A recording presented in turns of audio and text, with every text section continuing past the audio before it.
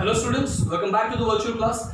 OCM chapter number 2 is going on, and in this chapter guys, up to now we have understood about the meaning of the business services, and we started understanding the first business service, and that is insurance. Right, in the insurance section guys, we have spent near about 4 to 5 lectures up to now, and today it is going to be the conclusion part. Today we are going to conclude the topic of the insurance, right, and the last portion of the insurance topic is the privatization of insurance first, and the second is IRDA. Right, so today's session guys will be about everything of the insurance, how did it start in India, right, and how did it become private sector, and as well as how the IRDA was set up and what is IRDA and what is that doing, right. That is the thing we are going to understand in this session. So let's start guys. જ્યારે ઇન્સ્યોરન્સની વાત કરીએ તો ઇન્સ્યોરન્સનું introduction ઇન્ડિયામાં British રૂલે કર્યું હતું, right. The British rulers, right, we all know that we were under the British rule. તો British rule જે છે એ લોકોએ સૌથી પહેલા ઇન્સ્યોરન્સને ઇન્ડિયામાં ઇન્ટ્રોડ્યુસ કર્યું, and at the time of the introduction it was initiated by the private companies only. अलग अलग ब्रिटिश कंपनीज थी, they came to India and they started dealing in the insurance. They started making the people understood about the insurance, that insurance કઈ રીતના કામ કરે છે, how is it safer for you, why it is important for your life, જે આપણે અત્યારે સમજીએ છીએ, but at that time it was completely new concept for the forefathers of us, right. એટલે કે આપણા જે પૂર્વજો હતા અને પ્રીવિયસ જે સિટીઝન હતા એ સમયમાં, right, say for example end of the 19th century આપણે કદાચ end of the 19th century ની વાત કરીએ, start of the 20th century ની વાત કરીએ તો એ સમયની અંદર the rule of insurance and the concept of insurance was quite new for all of the people of our nation, બરાબર. તો એ સમયે ઇનિશિએશન પ્રાઇવેટ કંપનીએ કર્યું હતું, લોકોને સમજાવ્યા, લોકોને જણાવ્યું કે ઇન્સ્યોરન્સ કઈ રીતના કામ કરે છે, અને એ વસ્તુ અપ ટુ ધ ઇન્ડિપેન્ડન્સ ચાલી. After the independence also there were certain Indian companies which were set up, right, and they were working as the insurance only, બરાબર. અને after independence also that was going on. In 1956, right, the date is remarkable, 19 January 1956, LI means life insurance. Life insurance જે છે એને nationalise કરવામાં આવ્યું અને એની માટે LIC ઇન્ડિયાની સ્થાપના થઈ, right. Life Insurance Corporation of India was established on 19 January 1956, right. અને એ જ્યારે ઇન્ટ્રોડ્યુસ થઈ અને લાઈફ ઇન્સ્યોરન્સ આખા ઇન્ડિયાની અંદર માત્ર LIC આપી શકશે એવી એક મોનોપોલી સેટ કરવામાં આવી, અને એ મોનોપોલીની અંતર્ગત the life insurance was made the public sector company, that means એક ગવર્મેન્ટ ડિપાર્ટમેન્ટ બની ગયું હતું, right. And government was offering the life insurance to the citizen of the nation.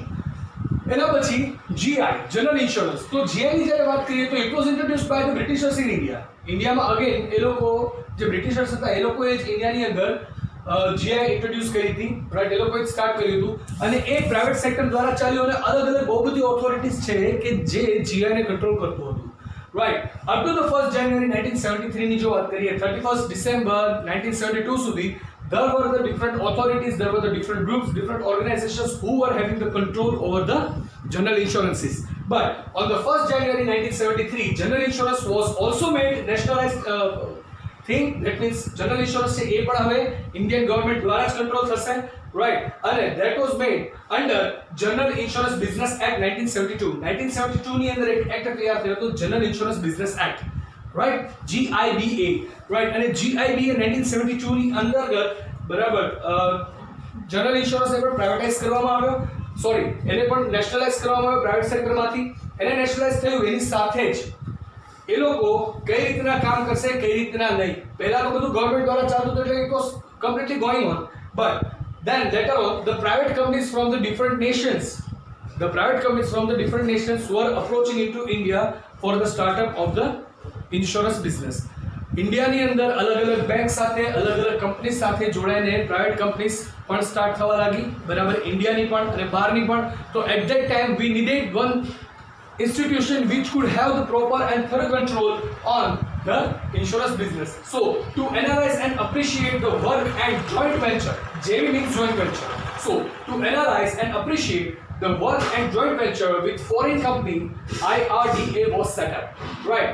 તો કોઈ પણ ફોરેન કંપની છે એ ઇન્ડિયામાં આવીને જોઈન્ટ વેન્ચર કરે છે, અથવા તો એ લોકો કઈ રીતના કામ કરે છે, એ લોકોનું કામ જે છે એને એનાલાઇઝ કરવું, સારું કામ હોય તો એને અપ્રેઝ કરવું, બરાબર. આ બધા કરવા માટે IRDA ને ઇન્ડિયામાં સેટઅપ કરવામાં આવી. તો અહીંયા પ્રશ્ન આવે છે કે વોટ ઇઝ IRDA? તો IRDA is the next topic. IRDA, the full name is Insurance Regulatory Development Authority.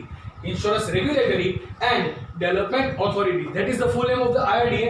IRDA is the supreme and legal institution for all transactions of the insurance. ઇન્સ્યોરન્સના જેટલા પણ ટ્રાન્ઝેક્શન્સ થાય છે એ દરેક ટ્રાન્ઝેક્શનને control કરવા, supervise કરવા, એને regulate કરવા, એની માટેની the supreme and the legal authority જે હોય, એક એવી authority which can have the control over everything about that business, right, એવી એક ઓથોરિટી IRDA છે. બરાબર. IRDA જે છે એના એફર્ટ્સ બહુ સારા હતા કે ભાઈ જે સિટીઝન છે they must never ever face the laws due to the misleading or due to the wrong policies of the insurance company. કોઈ પણ ઇન્સ્યોરન્સ કંપની ક્યારેય કોઈ સિટીઝનને છેતરી નહીં શકે, રાઈટ, ક્યારેય બિટ્રે નહીં કરી શકે. એની માટે બહુ સરસ કામ કરતું હતું IRDA. તો letter on IRDA had opened the doors for the private companies too. Private companies જે છે, બરાબર, ફોરેન કંપનીઝ છે કે જે લોકો ઇન્ડિયાની અંદર ઇન્સ્યોરન્સ બિઝનેસ સ્ટાર્ટ કરવા માંગે છે, બરાબર, તો એવી રીતના જે પ્રાઇવેટ કંપનીઝ છે એને પણ એન્ટ્રી આપી અને through the IRDA only the privatization was done. 1999 ની અંદર જ્યારે IRDA ઇન્ટ્રોડ્યુસ થયું, રાઈટ, એટ ધેટ ટાઈમ ઇન્સ્યોરન્સનું પણ પ્રાઇવેટાઇઝેશન થઈ ગયું. Now it is not a government business anymore. LIC is not a government unit anymore. It is completely an independent authority, એક independent institution છે, ગવર્મેન્ટ યુનિટ નથી, એક private sector છે, અને it is also dealing with the same concept what is given by the IRDA.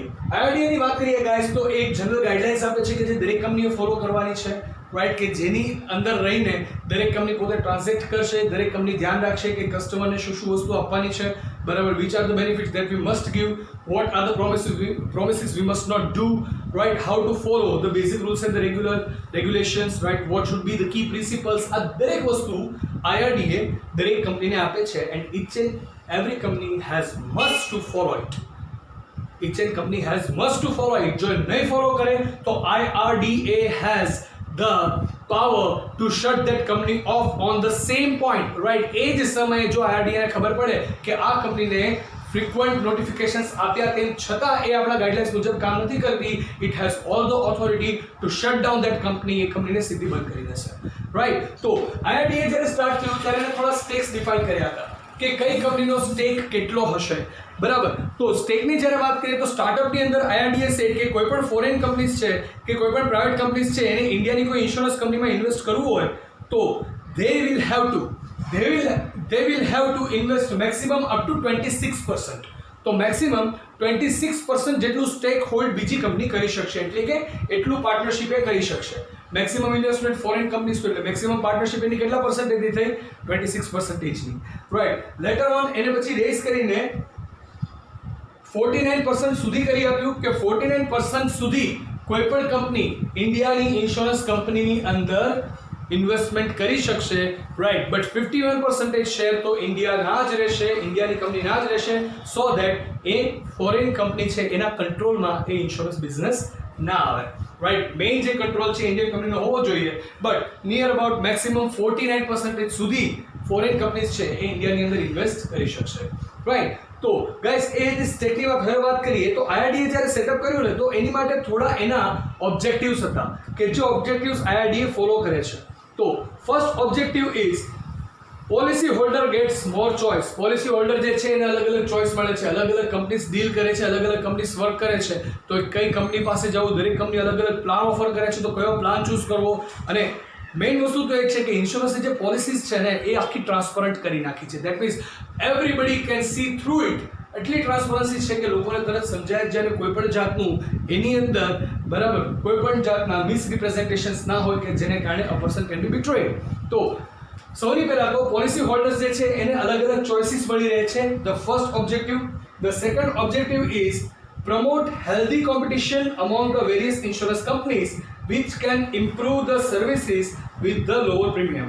Insurance companies છે એ લોકોની વચ્ચે એક હેલ્ધી કોમ્પિટિશન થાય કે જેને કારણે સર્વિસ ઇમ્પ્રૂવ થાય, બરાબર, અને પ્રીમિયમ ડિક્રીઝ થાય. How is it possible? તો આપણે વાત કરીએ નોર્મલ વસ્તુ. આપણે બહુ નોર્મલ એક્ઝામ્પલ લઈએ કે માની લો કે આઈ વોન્ટ સેલ સમથિંગ, બરાબર. તો આપણે અગેન એક્ઝામ્પલ લઈશું આ ચોકનું, રાઈટ. આ ચોક છે, આ ચોક જો મારે સેલ કરવો છે, બરાબર, હું માર્કેટમાં 1 રૂપિયામાં સેલ કરું છું, બધા 1 રૂપિયામાં સેલ કરે છે. હું ક્વોલિટી થોડી સારી કરું તો લોકો મારી પાસેથી પરચેસ કરશે, તો બીજા લોકો પણ ક્વોલિટી સારી કરશે, તો હું પૈસા 10 પૈસાનો ભાવ ઓછો કરી નાખી દઉં. એમ કહીશ કે હું 90 પૈસે આપીશ, સારી ક્વોલિટી આપીશ અને 90 પૈસે આપીશ, તો બેનિફિટ કોને થયો? બેનિફિટ હંમેશા કન્ઝ્યુમરને જ થવાનો છે. Healthy competition gives the good benefit to the consumers only.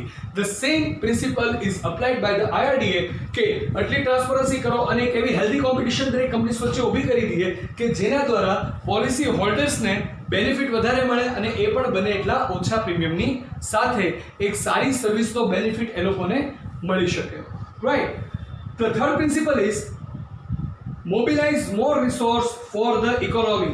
Right. ઇન્સ્યોરન્સમાંથી જે ઇકોનોમી છે બરાબર એના માટે મેક્સિમમ રિસોર્સિસનો યુઝ થાય. જેટલા વધુ રિસોર્સિસ ઇન્સ્યોરન્સ કંપની પાસે હોય એને ઇકોનોમીને સપોર્ટ કરવા માટે યુઝ કરવા. Then the fourth objective is to bring self-discipline among the insurance companies. Right. Insurance companies જેટલી છે એ લોકોની વચ્ચે એક સેલ્ફ ડિસિપ્લિન ઊભી કરવી કે એ લોકો જાતે જ એવા રૂલ્સ એન્ડ રેગ્યુલેશન્સને ફોલો કરે કે જેને કારણે કોઈ પણ પર્સન છે બરાબર એને કોઈ જાતનો લોસ ઇન્સ્યોરન્સ કંપની સાથે ના થાય. રાઈટ. ઇન્સ્યોરન્સ કંપનીએ જે ડિસિપ્લિન મેન્ટેન કરવાની છે સેલ્ફ ડિસિપ્લિનરી એક્શન બને કે એ લોકો પોતે જ ડિસિપ્લિન કન્ડક્ટ કરે. And the last objective is to create a mechanism for complaint redressal etc. Right. એક આખું મિકેનિઝમ તૈયાર કરવું કે જે મિકેનિઝમની દ્વારા જે કમ્પ્લેન્ટ્સ છે એ કમ્પ્લેન્ટ્સને ઓછી કરી શકાય અથવા તો એ કમ્પ્લેન્ટ્સનું રિમૂવલ કરી શકાય. Right. That was the fifth objective. So guys, that's how the insurance works. At first we understood about the privatization of insurance કે પહેલા પ્રાઇવેટ સેક્ટરથી શરૂઆત થઈ, પછી ગવર્નમેન્ટ ઓફ ઇન્ડિયાને નેશનલાઇઝ કર્યું, પછી 1990 ના ઇકોનોમિક રિફોર્મમાં જે તમારી ઇકોનોમિક્સમાં આગળ ભણવામાં આવશે તે નેક્સ્ટ ચેપ્ટર્સમાં એમાં ત્રણ વસ્તુ થયેલી: લિબરલાઇઝેશન, પ્રાઇવેટાઇઝેશન, ગ્લોબલાઇઝેશન. ડિફાઇનેટલી તમે 10th સ્ટાન્ડર્ડના એસએસમાં શીખી જ ગયા હશો. તો પ્રાઇવેટાઇઝેશન થયું એમાં સાથે સાથે 1990s પછી બરાબર ઇન્સ્યોરન્સનું પણ પ્રાઇવેટાઇઝેશન થયું અને 1999 ની અંદર IRDA સેટઅપ કરવામાં આવ્યું. That was the same time when the insurance company became the private sectors. LIC અને GIC પણ પ્રાઇવેટ સેક્ટર જ બની ગયા. રાઈટ. પછી આપણે સમજ્યા કે વોટ આર ધ IRDA. તો IRDA જે છે insurance regulatory and development authority, જે સુપ્રીમ અને લીગલ ઓથોરિટી છે ઇન્સ્યોરન્સના ટ્રાન્ઝેક્શન માટે. રાઈટ. અને એણે પ્રાઇવેટ કંપનીઝને એન્ટર કરી, ફોરેન કંપનીઝને એન્ટર કરી, એની માટે સ્ટેક નક્કી કર્યા કે પહેલા 26% થી વધારે તમે ઇન્વેસ્ટ નહીં કરી શકો. પછી પોલિસી ચેન્જ કરી અને પછી કહ્યું કે તમે મેક્સિમમ 49% નું ઇન્વેસ્ટમેન્ટ ઇન્ડિયન ઇન્સ્યોરન્સ કંપનીમાં કરી શકશો. રાઈટ. અને એના પછી we understood about all the 5 objectives of the IRDA. Right. So guys, that was the end of the session, right, of the insurance. Today we have concluded the insurance completely. Right. Now, in the next session onwards, we are going to start the second business service, and that is a postal service. Right. So this is the end of the session. I hope you guys are quite clear, and if not, if any query, you guys have got my number. You can call me up, you can message me up, you can text me up, or else you can post the public comment over here. Right. So I'll see you in the next session, guys. Till then, I would like to take your leave. So goodbye, take care, have a nice time, stay home, stay safe, keep making notes. Thank you.